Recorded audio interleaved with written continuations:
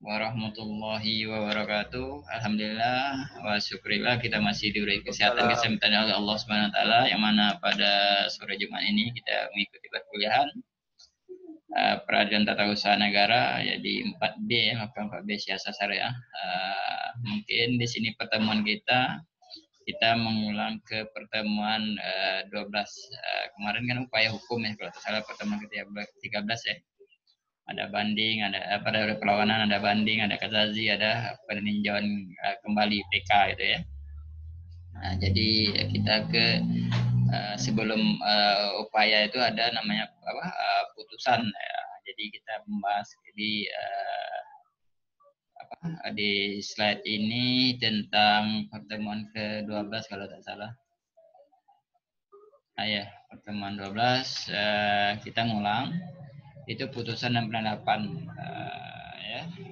Nanti kita masuk ke sini gitu. Dan selawat dan salam juga terus kita ucapkan pada baginda Rasul sallallahu alaihi wasallam dengan lafaz Allahumma shalli ala sayyidina Muhammad insyaallah dengan banyak kita bersalawat kepada baginda Rasul kita mendapat berkah di dunia ini segala kesulitan dimudahkan dan mendapat syafaatnya di yaumil akhir insyaallah amin amin ya rabbal alamin dengan lafaz Allahumma shalli ala sayyidina Muhammad.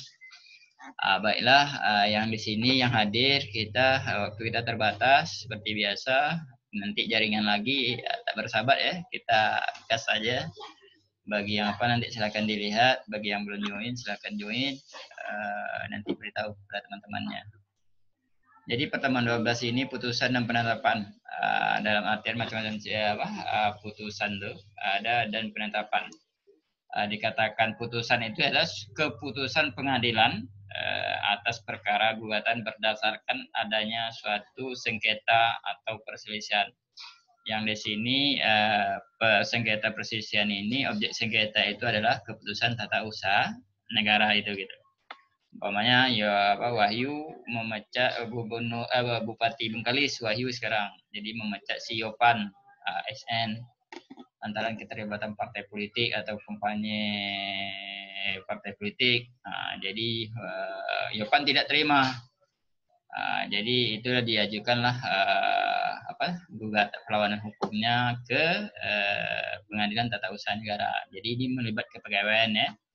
Jadi itu yang merupakan perselisihan sengketa atau perselisihan dalam arti putusan itu produk pengadilan perkara-perkara kontentiosa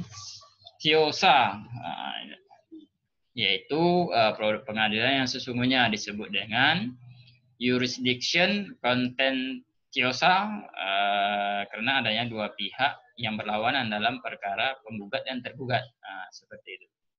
Itu tuh bahasa-bahasa hukum ya, bisa dilihat nanti materi-materi ini silahkan dilihat di Google Classroom. Learning management systemnya udah apa kan di Google Classroom materi-materinya slide gitu ya. Nanti silakan ditanya di komen di sana, nanti ditanyakan setelah Bapak jelaskan ini gitu.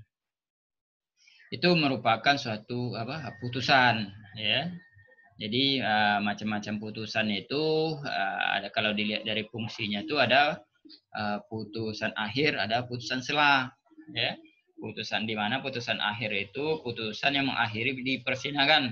Putusan ini merupakan produk utama dari suatu persidangan. Umpamanya hakim nih sekarang di pengadilan tata usaha negara nih kali udah masukkan berkas dari pengadilan atau pengadilannya disidangkanlah. Jadi sebelum admisi sudah dipenuhi, putuskan hakim itu seperti apa putusannya. Kalau dilihat dari segi fungsinya, ada putusan akhir, ada putusan sela. Kalau akhir tadi ibaratnya endingnya di sana, terima, ditolak, atau dikabulkan, seperti itu ya. Terus ada putusan sela. Putusan sela itu putusan yang dijatuhkan masih dalam proses persidangan sebelum putusan akhir. Berarti ada putusan sela itu nanti ada dibacakan dengan tujuan untuk memperjelas dan memperlanjut persidangan. Sebelum putusan akhirnya ada namanya putusan sela. Seperti itu ya yang dimaksud dari macam-macam putusan dilihat dari segi fungsinya.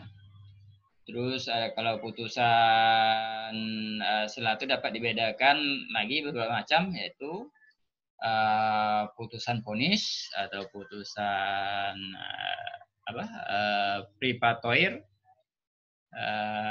putusan insidentil, yaitu di mana yang putusan proporsional ini adalah putusan yang dijatuhkan untuk memberikan jawaban tuntutan pihak yang berperkara agar dilakukan tindakan pendahuluan guna kepentingan untuk kepentingan pemohon sebelum dijatuhkan putusan akhirnya tadi, misalnya putusan tentang jaminan ke atau apa gitu ya kan, seperti itu. Dan yang kedua, putusan prepatoir itu putusan sela, putusan di persiapan sebelum keputusan akhir, menyinggung objek perkara yang tadi, surat putusan. Jadi ya itu yang dikatakan putusan sela prepatoir gitu. Terus ada putusan insidentil, putusan berhubungan dengan peristiwa atau keadaan itu, menghentikan pemeriksaan sidang tetapi belum berhubungan dengan pokok perkara, misalnya putusan tentang gugatan predio eksepsi yang berwenang, ya, yang tidak berwenang, putusan tentang hakim dan lain. Itu yang dikatakan putusan sela. Terus ada putusan interlokutor, yaitu memerintah pembuktian, misalnya putusan pemeriksaan setempat atau putusan pemeriksaan saksi-saksi. Itu termasuk juga dalam putusan sela, ya. Terus kalau dilihat dari segi hadir tidak hadirnya para pihak tergugat dan penggugat, itu bisa ada 3 macam, ya. Ada putusan perstek, yaitu putusan yang dijatuhkan karena tergugat atau termohon tidak hadir dalam persidangan, padahal sudah dipanggil secara resmi, sedangkan penggugat atau pemohon hadir. Seperti itu. Penggugat dan pemohon ini hadir, yang tergugat itu tidak hadir gitu. Terus ada putusan gugur.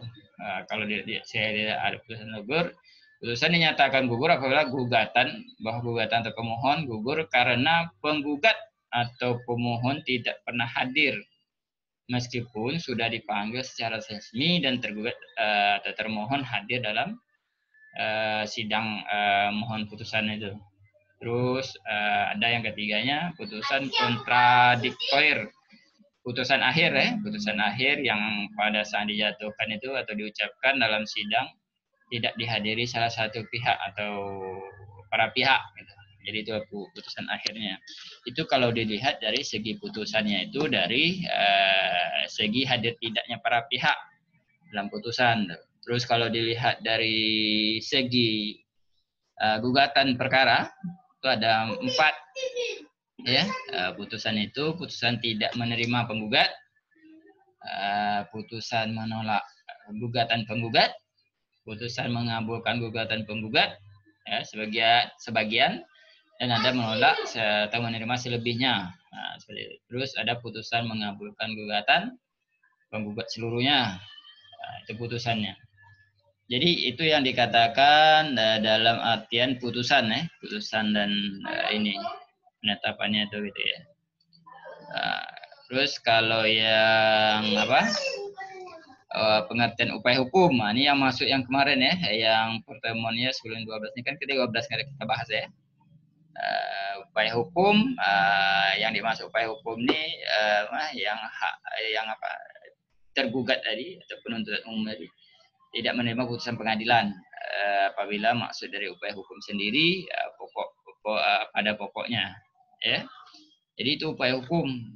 Kalau upaya hukum yang dilakukan di Petun, Peradilan Tata Usaha Negara, itu ada banding, ada kasasi, ada peninjauan kembali, seperti itu. Jadi ini kalau yang ini di pengadilan umum, pengadilan umum yang ini berbicara tentang untuk memperbaiki kesalahan-kesalahan yang dibuat instansi sebelumnya. Jadi itu bisa nanti dilihat dari hukum KUHP, kitab undang hukum acara pidana ya. Bisa dilihat nanti di sana bagaimana beracara itu, upaya hukum berupa terhadap putusan pengadilan tadi ya, perlawanan, banding. Kalau dalam di sini kan ini dicontohkan peradilan umum peradilan umum terhadap peradilan negeri gitu ya. Kalau peradilan tata usaha negara dia objek sengketanya beda nih dengan peradilan negeri ini gitu. Itu surat SK keputusan atau apa objek sengketa ke surat keputusan dari tata usaha negara itu yang dipermasalahan atau yang dijadi penggugat oleh yang tergugat. Nah, seperti itu. Kalau umum beda ya. Umum itu kan ada peradilan negeri itu umum tuh ada ini apa itu? Ada pidana, ada perdatanya. Nah, di sana bedanya nih. Jadi kalau perlawanan, banding, kasazi itu sama ya. Dalam proses upaya hukumnya itu. Jadi bagaimana nanti dalam upaya-upaya hukum yang dilakukan oleh penggugat maupun yang tergugat. Nah, seperti itu. Terus menjalankan putusan hakim. Putusan ya, menjalankan putusan hakim tadi. Azas putusan hakim itu seperti apa kekuatan hukum yang pasti yang dapat dilaksanakan. Ya. Dengan cara apa gitu. Kalau kita nanti bicara dengan undang-undang kehakiman juga. Ada peraturan apa? Surat edaran Mahkamah Agung. Sana juga kita nanti melihatnya sebagaimana dalam pelaksanaan putusan dari kehakiman ini tadi gitu. Jadi di sana maksudnya dalam hukum acara itu acara perdata kita tuh mau dieksekusi kah atau di apa kan bagaimana itu putusannya itu seperti itu. Jadi itu bentuk dalam pelaksanaan menjalankan putusan hakim gitu. Mungkin itu yang Bapak sampaikan tentang pertemuan ke-12 ini nyambung menyambung dari pertemuan kemarin upaya hukum itu kan pertemuan ke-13. Berarti terlewati yang pertemuan 12 nih, jadi Bapak ngulang aja gitu. Ya.